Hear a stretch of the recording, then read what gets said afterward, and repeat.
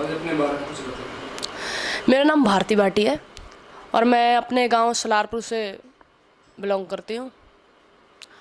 और मेरे बारे में जानने के लिए मेरे गांव में मेरे फ्रेंड से किसी से पूछिए, सब मेरे बारे में अच्छी खासी तरह जानते हैं। मुझे डांसिंग, सिंगिंग, यहाँ वहाँ घूमना, खाना पीना, मौज मस्ती करना बहुत अच्छा लगता है। साथ में अपने परिवार का भी ख्याल करना और हमारे जो गुजरों के जो समाज का जो संस्कार है उनको भी ख्याल रखना, हर चीज़ों के बारे में। रोडीज के बारे में कुछ बताइए, आपका सफर कैसा रहा? रोडीज का सफ़र अपना नाम करना है। मैं हर लड़की के लिए एक प्रेरणा बनना चाहती हूँ। रोडी बन के मैं उनको दिखाना चाहती हूँ कि हर लड़की के अंदर, हर किसी के अंदर हुनर है, बस उसे पहचानने की जरूरत है।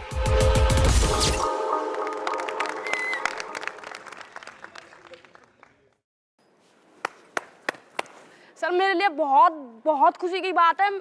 मैं ऐसे एरिया, मेरी लाइफ का सबसे सुंदर सफ़र है जो शायद ही मैं ज़िंदगी में कभी भूल पाऊँगी, क्योंकि मैंने सोचा भी नहीं था कि भाई मैं आम इंसान हूँ, आम एक छोटे से गांव से हूँ, देहात एरिया से हूँ।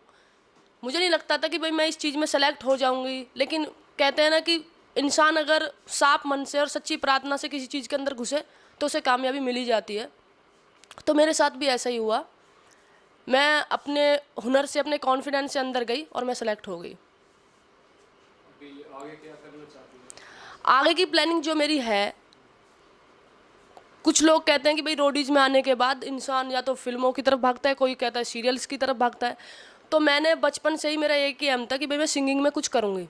तो बस मुझे ये है कि आगे अगर मुझे काम मिला तो देखी जाएगी, वरना मेरी एक ही सोच है कि भाई मैं अपनी सिंगिंग को ही लेके आगे बढ़ूँ।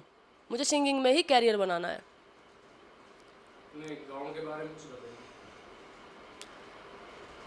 गांव के बारे में बचपन से ही मुझे मेरा गांव बहुत पसंद है।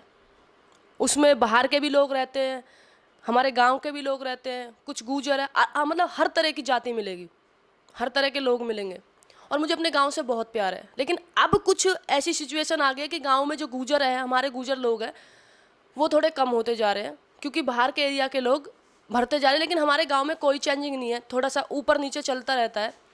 कुछ गंदी आदतें हैं, कुछ अच्छी आदतें जो यहीं पे नहीं हर जगह होती है। वरना मेरा गांव बहुत सुंदर है, जो मेरी तरीके से देखा जाए तो बहुत ही सुंदर है। अपने नौजवान साथियों, भाई बहनों के लिए कुछ संदेश देना चाहते हैं? संदेश। मेरा उद्देश्य सिर्फ लड़कियों के लिए नहीं है, लड़कों के लिए भी है कि वो भी आगे बढ़े। ये ना सोचे कि भाई हम गांव से हैं या फिर हम अनपढ़ हैं या फिर हमें कुछ नहीं जानते, वो नहीं जानते तो हम कुछ नहीं कर सकते।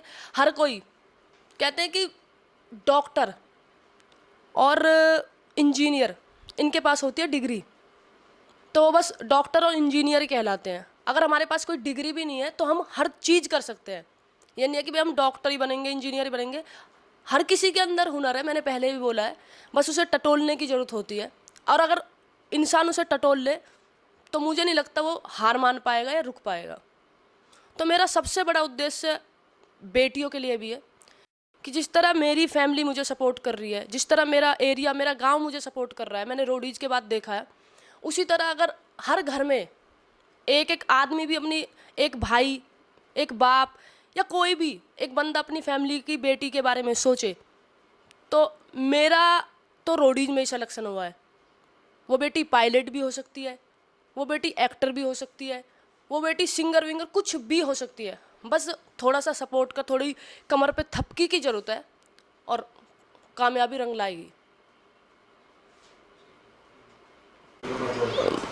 बात यह है कि हम सब कहते हैं कि भाई बेटियों को सपोर्ट करो, भाइयों को सपोर्ट करो, छोटों को सपोर्ट करो, बड़ों को सपोर्ट करो, इसको करो, उसको करो, सबको करो। एक चीज़ मुझे बोलनी है कि अपने माँ बाप को भी सपोर्ट करो, जो बहुत बड़ी चीज़ है अगर माने इंसान। क्योंकि अगर हम अपनी फैमिली को सपोर्ट करें, अपनी फैमिली को ये दिखाएं कि आपने जो सोच हमारे लिए बनाई है, हम उस सोच के काबिल हैं, हम उस चीज़ पे खरे उतरने के काबिल हैं, तो वो हमारे लिए, हमारे माँ बाप को दिया हुआ एक बहुत अच्छा तोहफा है। वो इसलिए क्योंकि मैं ये सोचती हूँ कि मैं अपने माँ बाप के लिए दो चीज़ बनूं, एक तो बरगद का पेड़, एक होता है चंदन का पेड़, यानी कि दोनों पेड़। बरगद का पेड़ जीते जी बनूं कि अपनी लाइफ ऐसी जी उनके सामने कि उनकी भी उम्र बढ़े और मेरी भी उम्र बढ़े लाइफ टाइम। और चंदन का पेड़ ऐसे बनूं कि मरने के बाद भी उनके काम आऊं, जैसे कि चंदन का पेड़ कटने के बाद भी काम में आता है। तो यही मैं इस चीज़ का उद्देश्य ये देना चाहती हूँ कि हम यही नहीं कि हम माँ बाप की तरफ से सोचें कि वो हमें सपोर्ट करें, हमें उन्हें भी सपोर्ट करना चाहिए। अगर वो कुछ संस्कार लेके चल रहे हैं हमारे साथ तो उनका पालन करना चाहिए, क्योंकि वो गलत नहीं है। पीढ़ी दर पीढ़ी हमारे परिवार में डलती आई है, तो हमें भी उन संस्कारों को अपने अंदर डालना चाहिए। बस।